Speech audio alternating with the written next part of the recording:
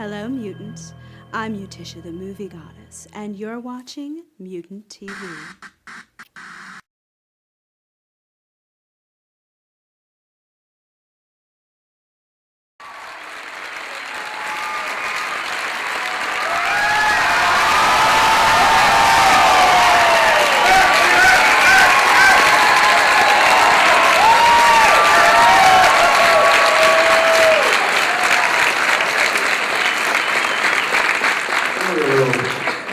Hi, everybody.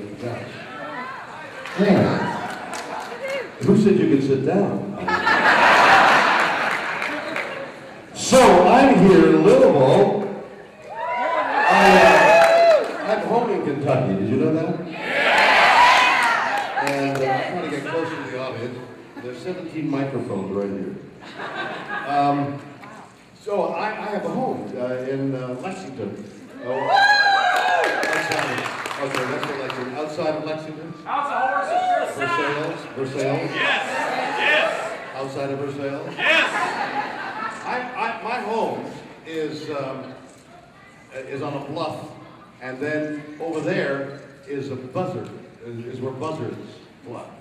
So when I'm not at my home, the buzzards use my home as a place to land and poop. So when I come back to my house, periodically as I do, the whole front porch is pooped. I know where limestone comes from, believe me. And every year for many, many years, I don't think I've missed one, the Kentucky State Fair. And ride saddlebreds, in which I've won world championships over the years in various categories, and drive standard breds, which are tronic horses.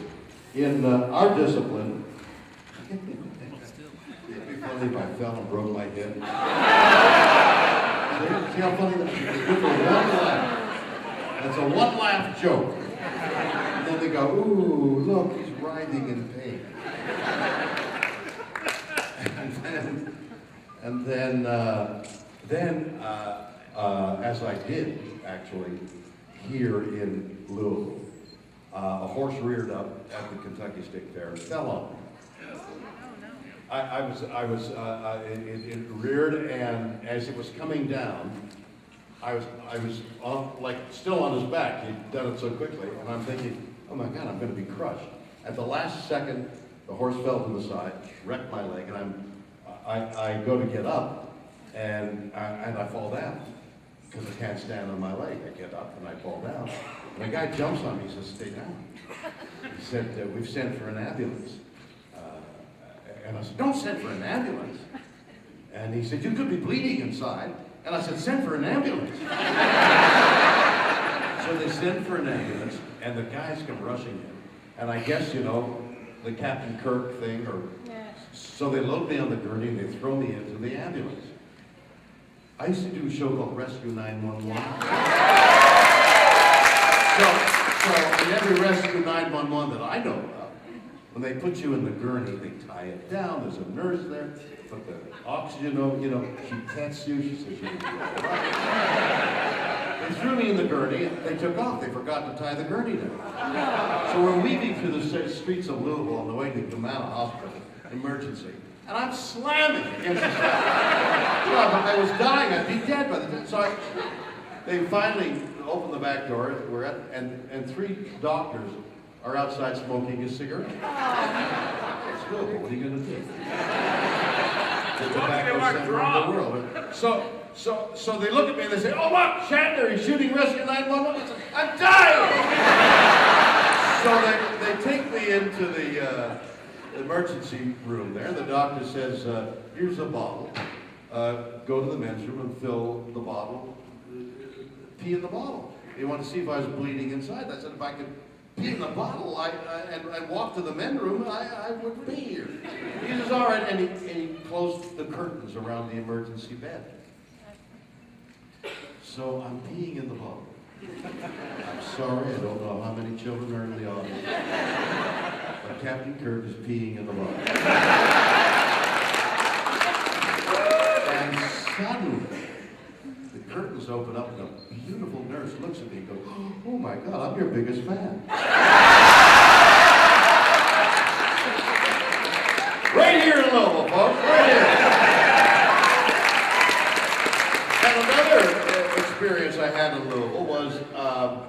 I donated a work of art to the,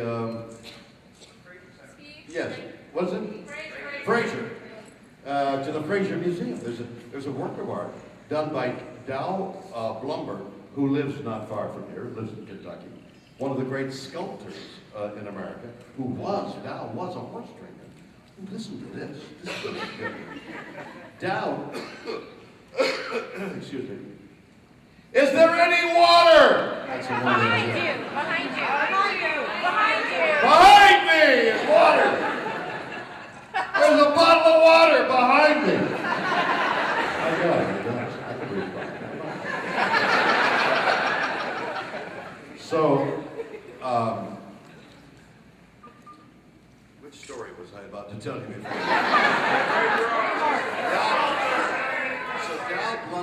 Dow Blumber. So the guy, Dow Blumber, made that statue that is at the Fraser Museum. So Dow lives not far from here, and we've been, he was a horse trainer at one time, Dow was, and he went on to become a sculptor, if you can believe it.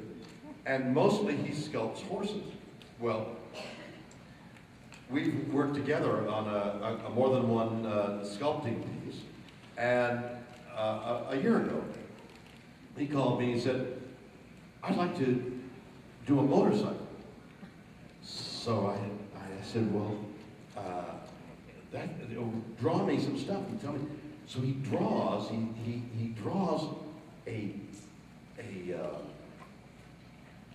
art Deco? what? Dish? Art Deco. No, I said meant Deco. Why did you help me with Deco instead of? I didn't want to say what you said. I want to say what I said. He draws an Art Deco motorcycle, like it's a piece, like it's something like a brooch and all. And the idea is to make the motorcycle, and I drive the motorcycle, and it would be a kind of motorcycle that you'd put in a museum, but you'd drive it. It'd be a very expensive museum, a motorcycle. So he's drawing, and it takes a year and back and forth of what kind of motorcycle would it be on, and it would be a Harley, but it have to be air-cooled or water-cooled because the museum, because the sculpting would get in the way of it. I mean, I'm signing some autographs somewhere, I forgot, near, not so far away, in Indiana. And the guy comes up to me and he says, I own a motorcycle shop in Chicago, and we'd like to make you a motorcycle. And I said, oh, how much would it cost me? And he says, we'd like to give it to you for free. And I said, ooh. Because a motorcycle for free made for you, how could that be bad? But then I thought, I'm going to put those motorcycle makers together with Dow Blumber and his sculpting. And that's the practical way of getting a piece of art made into, because they're motorcycle manufacturers. So that's what's happening right now. On my phone, even, is messages from American Wrench in Chicago and Dow Blumber, which we've arrived at an agreement. They're already making the motorcycle. Dow is busy. There's going to be. So the idea is, we'll make 3 motorcycles. One I'll take, and I'll drive it from Chicago to LA. And these other 2 will be for sale. We'll announce at some point. And we'll sell 2, and then if it's successful, we'll sell, half a dozen more. A work of art motorcycle in the works because I was signing on. Yeah. And what it takes to drive a motorcycle cross country. Last time I did that was I bought a car in Philadelphia. This was 2 years ago. And drove it to Indianapolis, where my wife and her folks were at that time. Picked up my wife. She said hello. I said, are you my wife? And she got in the car, and it was a fast car. So, I forgot to say that from Philadelphia, you pass through the Allegheny Mountains on the way to Lexington. And I opened the car up to 155 miles an hour. So I'm going along the empty highway, nobody's around. And I realized 155 is a felony. And I thought, nobody will come to Comic-Con if I'm arrested for a felony. I better slow down. When I had Elizabeth in the car somewhere in Oklahoma, I said, when I was in the Allegheny Mountains, I went this fast, and I was up to 155 again. And nothing happened.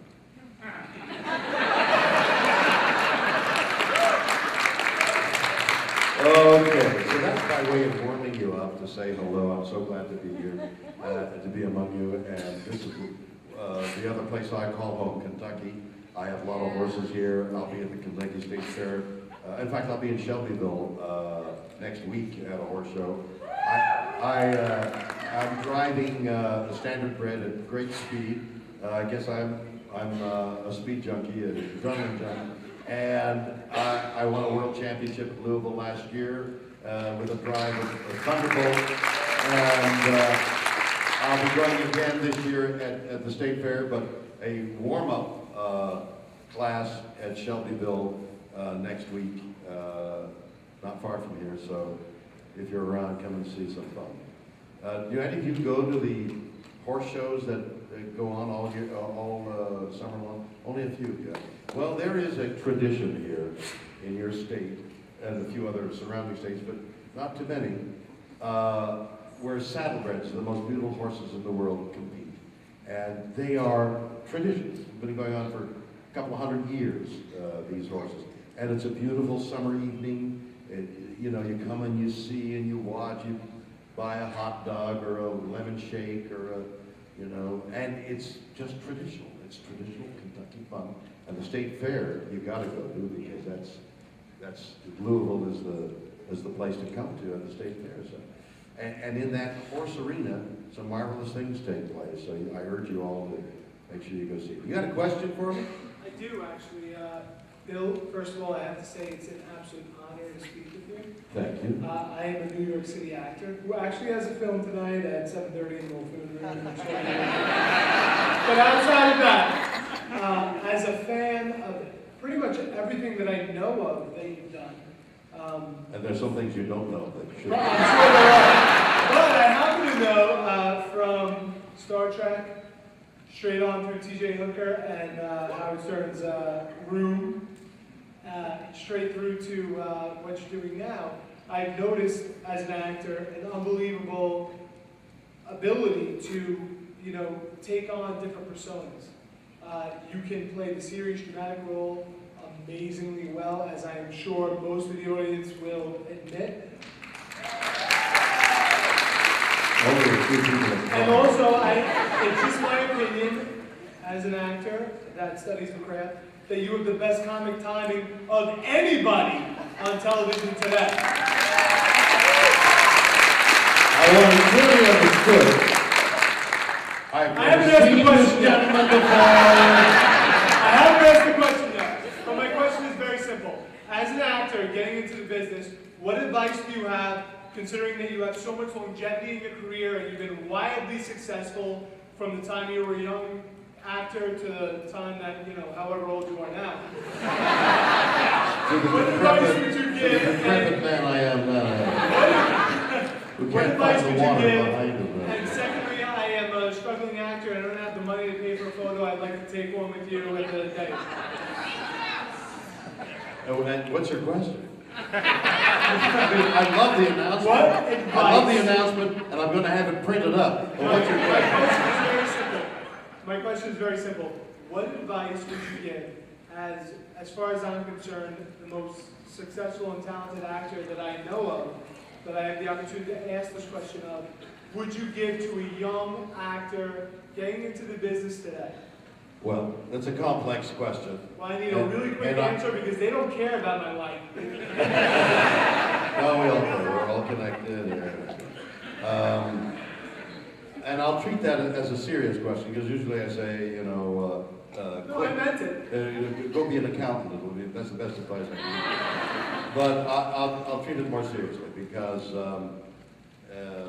for me, I was a child actor in Montreal, and I really never thought about doing anything else.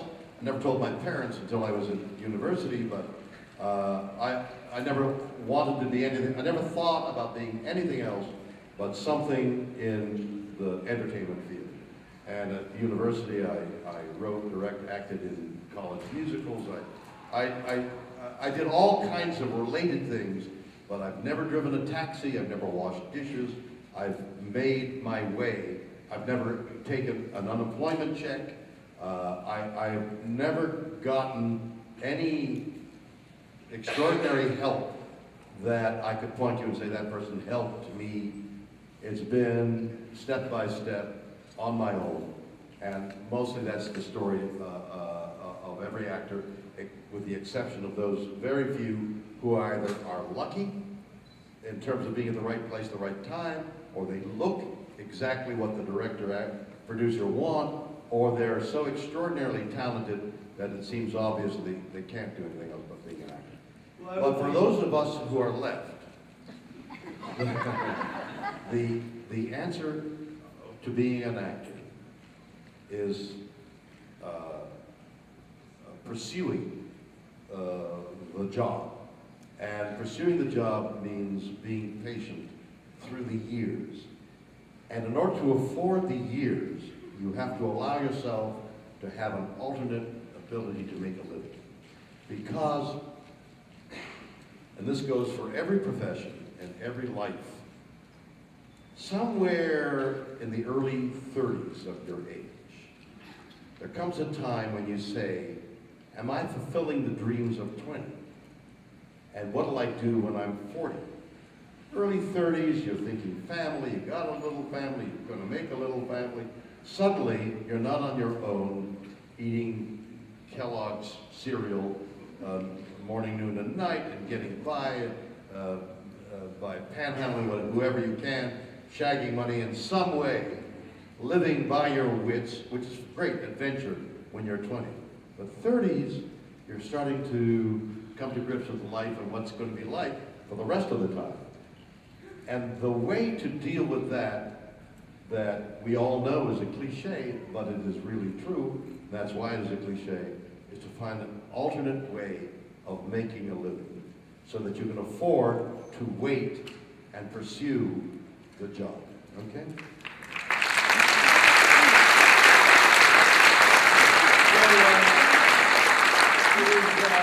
It was truly an honor to answer that question I've answered, and your answer rings very true to my heart and my family's heart, and I appreciate you answering it. And I know I can speak for everyone in the room that appreciates what you've given us over the years, because you are, without a doubt, an example of a phenomenal actor who has adapted to the times.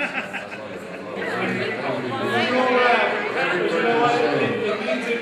The other thing about being an actor is... Now I'm going to come up and get that photo. Thank you so much. I'm coming up to get the photo. I don't know what that meant, but it was fun. Yeah, what? Thank you so much. Are you approaching is there something do I have to get a defensive characteristic? I honestly am. You're occupying the hour unnecessarily.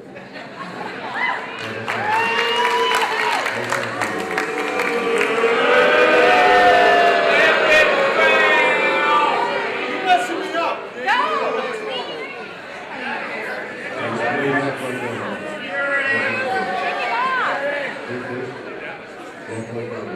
Ask your question. Thank you, Benny Barbarino.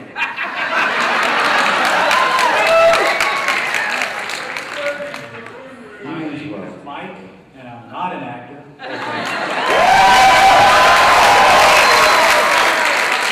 Oh my God. I do have a science question that I've always wanted to know about. Yes.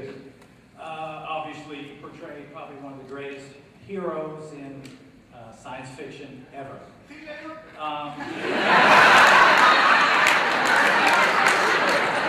I was going to say, what do you mean one of? Would you, obviously, everybody can accept that Earth is not a alone in the universe. If the Captain Kirk from far away, 1,000 light years away, came to Earth, would you go with him? Would I what? Would you go with them? The captain, in other Would words. I go with Captain Kirk? Yeah, As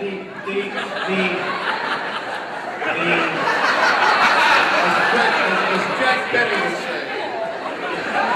the Captain Kirk of whoever would come visit us one day. In other words, Would I go with him? the explorer. Would you go? Go explore with Captain Kirk? With the, I'm going to answer this question. Okay. What would Captain Kirk say to us today? Okay? That's the question you want to ask. You say so. So Captain Kirk would come back and say, listen, folks. The Earth is in terrible trouble. Mother Earth, Gaia, is in real trouble. Okay? We're in real trouble. We have to make decisions, like the 30-year-old has to make decisions right away about their life. We, citizens of the United States and of the world, have to make decisions right away about the environment. The environment is going to collapse around us. There'll be plenty of life left because life is ready to spring up at any moment.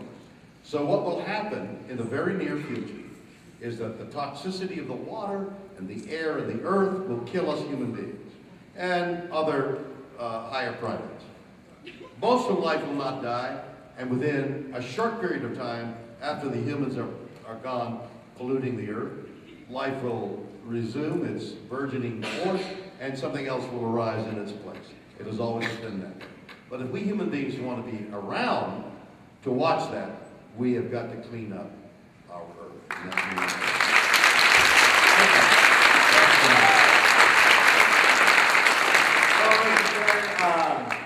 Real quick, Why should you be any different?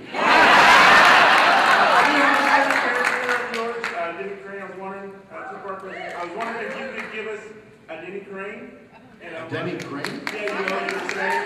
Did you slide by something? It was a Fandom fest. Oh, that's true. Wow, that touched me. Thank you so much. You want me to say, and I've never done this, by the way. Denny Crane. Denny Crane! Denny Crane. Can I come up and shake your hand? What? Can I come up and shake your hand? Can you come up and shake my hand? But somebody asked a question while you're on your way up. Go ahead. Next question. What's your question? The question is, first of all, I'm a young actor. I take classes at the LA Theater. I'm not going to take like a... Yeah, no, right up there, eat the microphone.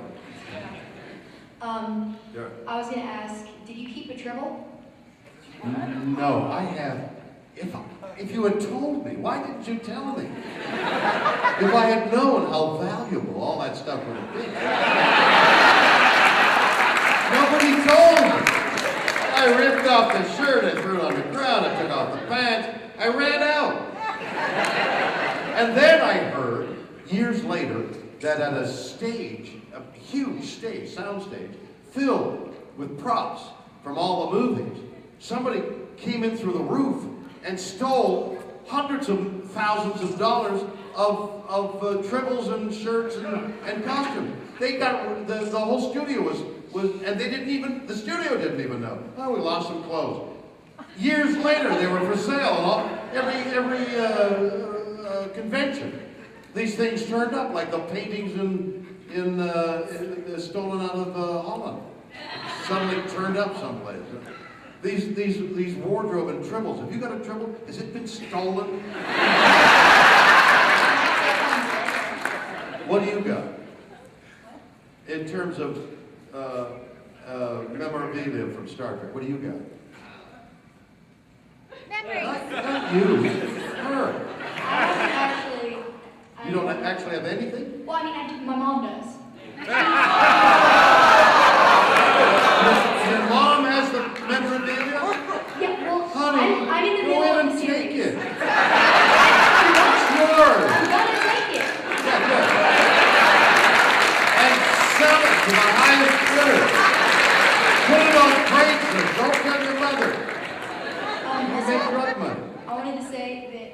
is in a new series called Star Trek Continues. Wait a minute.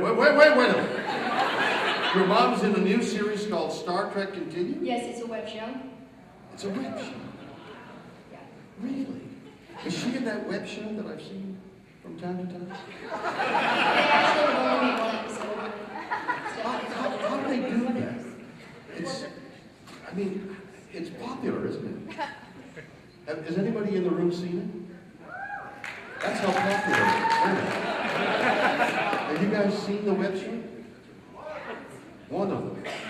That's not good news. Better you should have seen it. When somebody says, yeah, I saw one. Oh, boy. Well, there's a guy in, What? but the guy that, he's actually making the set. Like, So your mom's in it, yes. and she's got all kinds of memorabilia. Yeah. That's great. You got a question? I asked you a question. What? I asked you a question. Oh, do I have any? No. I have my memorabilia.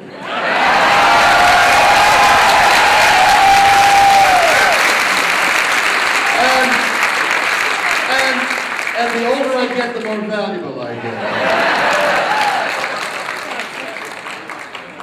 Yes, I just want to thank you for one of my favorite movies ever, Free Enterprise. I want to ask you, what did it take to get you to take on that role? a lot of money. They couldn't have offered you too much money. It was a pretty small movie. Yeah, a small part in a small movie. But there's no such thing as a small movie, as there's no such thing as a small part. There's only lots of money.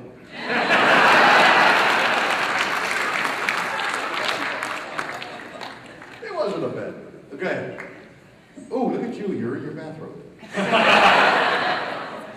Several years ago, you played in 2 episodes of the Twilight Zone. Yes. Nick of Time and Nightmare at 20,000 Feet. Yes. What was it like working with Rod Serling? And just out of curiosity, when flying in, did you by chance see a creature on the wing of the plane? Well, I'll tell you, I wish I could tell you that it was memorable and everybody knew that it would last, when it was done in the 60s, the last 50 years. And the ones I did are popular, and so whenever there's a Twilight Zone Marathon. air thing, you know, it's one of the more popular ones. And had I known, had you told me that it was going to last that long, I'd have paid more attention. But it was just a simple half-hour show that I had worked with all those guys in live television. I came in on the latter part of live television. So John Frankenheimer and all the writers, George Clayton Johnson, does that name mean anything to you guys in terms of science fiction? He's still alive and writing. He was communicating with me a couple of weeks ago. All those guys worked at Twilight Zone and worked in live television. And then they founded, or they got together to do Twilight Zone. So all the same people who had been doing Playhouse 90 and all those great live television shows started doing film. And so they asked the actors who they had hired a year or two earlier to do that show, and they had asked me. Richard Matheson, does that name mean anything to you? Well, Richard Matheson, George Clayton Johnson was a member of this Green Thumb group of writers, of which Richard Matheson was one. As you know, Richard Matheson has recently died. He wrote Nightmare. So I got to know him. And it was in that, and even then, they were young writers who hadn't done anything really particularly notable, although they were great writers, I'm sure, had not been recognized. So I, as a result, did not recognize them as being the great talent. I just saw some wonderful scripts and wonderful ideas, the 2 shows that they had asked me to do. So I didn't realize how much of a universal note these shows would hit. For some reason, having a Czechoslovakian acrobat in a suit that looks not unlike what you've got on. I'm sure you're doing the Nightmare 27,000 feet, aren't you? I'm out. Is that the wardrobe? He's out? He's on the wing. What are you? It's the same character. You should be on an airplane wing somewhere. So, I mean, it was this guy. He was a Czechoslovakian acrobat who was dressed in a suit similar to that, and he stood on the wing of an airplane, and the thing was totally unbelievable, except there was a universal note of, I guess, if we are flying, we should have wings, so we don't belong on airplanes, and it taps a fear that we all must have. When you look out the window and wonder, how the hell is this heavy plane staying in the air, and every so often it doesn't. Just often enough to make you think, I wonder if this one's going to crash. And so this funny guy on a suit, looking ridiculous, was not ridiculous because we suspended our disbelief like every human being has done down through the ages when storytellers with words would conjure up images, which then became masks and dances and costumes around a religious thing, which then became original drama on a stage somewhere, which then became Shakespeare saying things, aren't we in this marvelous castle, and we're at sea, and people say, yeah, okay, I get it, we're at sea. And they're imagining things that aren't there. That's the name of a song that I've written for a new album that will be out.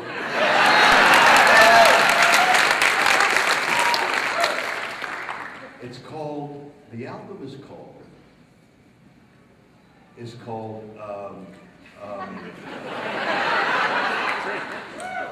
Pondering the Mystery, and it's progressive rock. The music has been written by Billy Shirley. I'm telling you this for a reason. Billy Shirley, who was of Yes, the group Yes. He's a genius. He's written the music. I've written all the lyrics. It's progressive rock. It is. I've showed it or played it for half a dozen people, knowledgeable people. I think it's going to be terrific. They, more importantly, think it's going to be terrific. And what was talked about as we're approaching, it's going to be for sale in October, the marketing of it and what the album cover will look like and where it'll appear electronically. Everybody was saying progressive rock is the science fiction of music. So I'm going to have an album out, a progressive rock album, that will have lyrics that you're going to understand and dig. And it is the science fiction of music, and that's our relationship.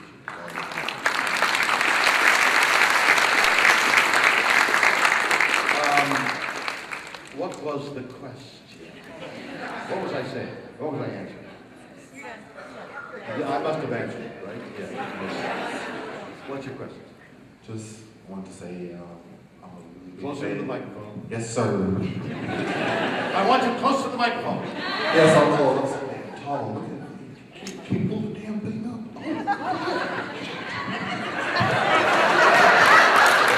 You have now established a relationship with the microphone. Yes, with that friggin' camera. I'm a big fan. Star Trek 2, The Wrath of Khan, and Star Trek 5. Yes. My two favorite movies. Really? Yes. That's So, here's 3 questions. Yes. How does it feel to work with another legend, Patrick Stewart, in Star Trek Generations? I love Patrick Stewart. Yes. He's one of the great. Like, how's it feel? Hold on, it's not a dialogue. I'm answering. I love Patrick Stewart. Okay, I love him for many reasons. He's a wonderful performer, he's a great friend, and all that kind of. But I also interviewed him. I interviewed him on The Captains. Okay, but The Captains, which was a documentary made about all the captains of Star Trek. The interview only used a small part of what I talked of the film. The stuff on the captains is only a small part of what he spoke to me about on film. So I've taken that film along with the other 4 captains and made half-hour films of them, in which Patrick says nobody's ever gotten the stories from him that I got from him. He's never spoken about what appears on these half hours. It's called The Captains the captain's progressed, or the captain's half-hour captains. It's coming out momentarily. Half hours on the captains. It is, you see those actors in a light you've never seen them before. So Patrick Stewart is a great buddy of mine. The story that has it's just a little off the center of that thought is when we made that film that he and I made as he became the lead in the movies, Star Trek 6, and we were on horseback. And as you have heard, and some of you may know, I'm a horseman. It's my passion. Besides you and my wife and my children and my dogs and life and food and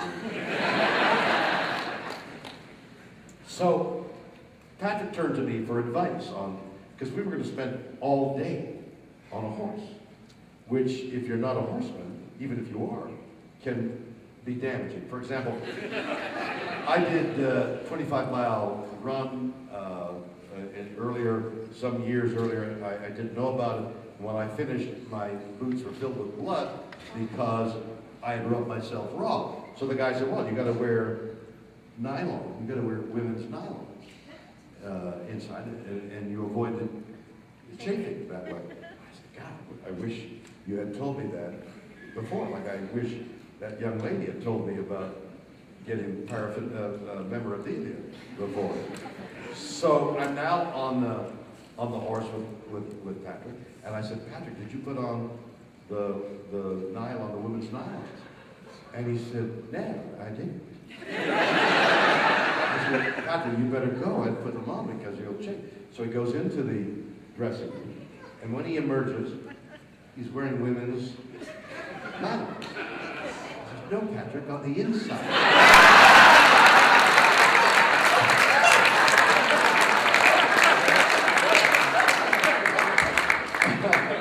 And he loved me ever since. Okay, I think you've had your moment. Yes, I do. I think you're somebody else. Hello. And that microphone, you have to have somebody lift you up, or bring the microphone down to you. My name is Melissa, and I just want to say it's a pleasure talking to you. I'm a journalist in real life. And my question is very simple, though. You mean this isn't real life? There's all a fantasy here. I love Twilight Zone because of the writing. The stories were just phenomenal. And my absolute favorite episode, of course, is the one with you, and particularly the one with the double head. But I wanted to ask you, which is personally your favorite? That's an interesting question. Probably the one on the wing, 27,000 feet, because mostly I was alone.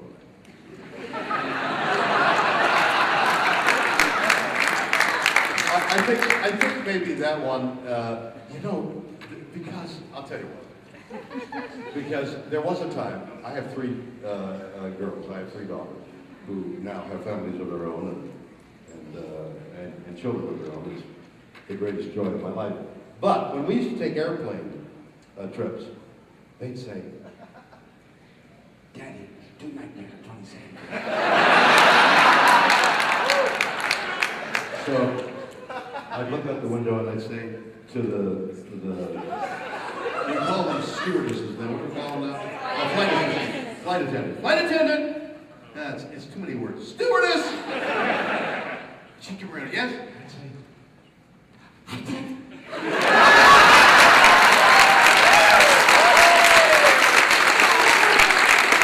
my kids would laugh and laugh. It became a family joke every time we got on an airplane.